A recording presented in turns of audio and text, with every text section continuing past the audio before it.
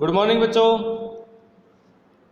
आज हम कक्षा 9 में सामाजिक विज्ञान का दूसरा अध्याय जो चल रहा था उसे आगे पढ़ेंगे। पहले हमने पढ़ा था कल अक्टूबर की क्रांति। आज पढ़ेंगे अक्टूबर के बाद क्या बदला।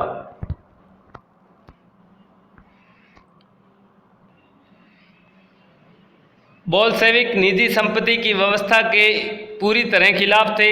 ज़्यादातर उद्योगों और बैंकों का नवंबर 1917 में ही राष्ट्रीयकरण किया जा चुका था।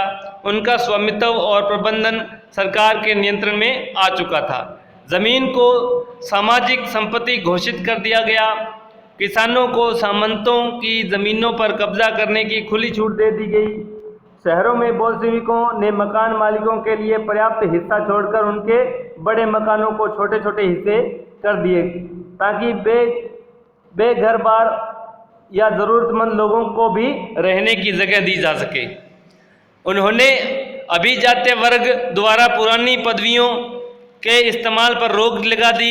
परिवर्तन को स्पष्ट रूप से सामने लाने के लिए सेना और सरकारी अफसरों की वर्दियां बदल दी गई। इसके लिए 1918 में एक परिधान प्रतियोगिता आयोजित की गई जिसमें सोवियत टोपी का चुनाव किया गया। बोल्शेविक पार्टी का नाम बदलकर रूसी कम्युनिस्ट पार्टी रख दिया गया। नवंबर 1917 में बोल्शेविकों ने संविधान सभा के लिए चुनाव कराए, लेकिन इन चुनावों में उन्हें बहुमत नहीं मिल पाया। जनवरी 1918 में असेंबली ने बोल्शेविकों के प्रस्ताव को खारिज कर दिया और लेनिन ने असेंबली बर्खास्त कर दी। उनका मत था कि अनिश्चित परिस्थितियों में चुनी गई असेंबली के मुकाबले अखिल रूसी सोवियत कांग्रेसी कहीं ज़्यादा लोकतांत्रिक संस्था है। मार्च 1918 में अन्य राजनीतिक सहयोगियों की असहमति के बावजूद बोल्शेविकों ने ब्रेस्ट लिटोवेस्क में जर्मनी से संधि कर ली। आने वाले सालों में बोल्शेविक पार्टी अखिल रूसी सोवियत कांग्रेस के लिए होने वाले चुनावों में हिस्सा लेने वाली एकमात्र पार्टी रह गई। अखिल रूसी सोवियत कांग्रेस को अब देश की संसद का दर्जा दे दिया गया। रूस एक दलीय राजनीतिक व्यवस्था वाला देश बन गया। ट्रेड यूनियनों पर पार्टी का नियंत्रण रहता था। गुप्तचर पुलिस बोल्शेविकों की आलोचना करने वालों को दंडित करती थी। बहुत सारे युवा लेखक और कलाकार भी पार्टी की तरफ आकर्षित हुए क्योंकि वह समाजवाद और परिवर्तन के प्रति समर्पित थी।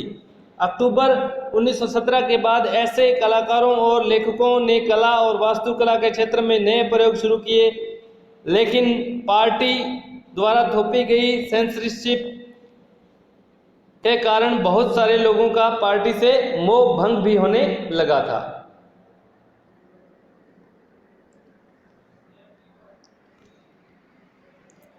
अब है गृह युद्ध। जब बोल्शेविकों ने जमीन के पुनर्वितरण का आदेश दिया तो रूसी सेना टूटने लगी। ज़्यादातर सिपाही किसान थे। वे भूमि पुनर्वितरण के लिए घर लौटना चाहते थे, इसलिए सेना छोड़कर जाने लगे। गैर बोल्शेविक समाजवादी, उदारवादियों और राजशाही के समर्थकों ने बोल्शेविक विद्रोह की निंदा की। उनके नेता दक्षिणी रूस में इकट्ठा होकर बोल्शेविकों से लड़ने के लिए टुकड़ियां संगठित करने लगे। 1918 और 1919 में रूसी साम्राज्य के ज़्यादातर हिस्सों पर सामाजिक क्रांतिकारियों और जार समर्थकों का ही नियंत्रण रहा।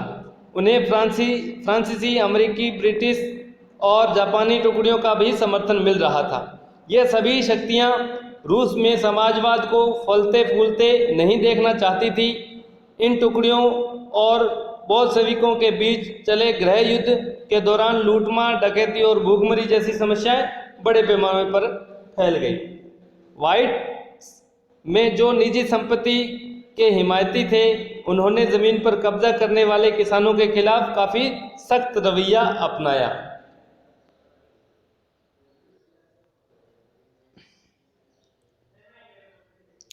तो बच्चों, ये ब्लू डायग्राम में आपको अक्टूबर क्रांति और रूसी ग्रामीण इलाके 2 दृष्टिकोण हैं दिए गए हैं, इन्हें आप अपनी नोटबुक में लिखेंगे।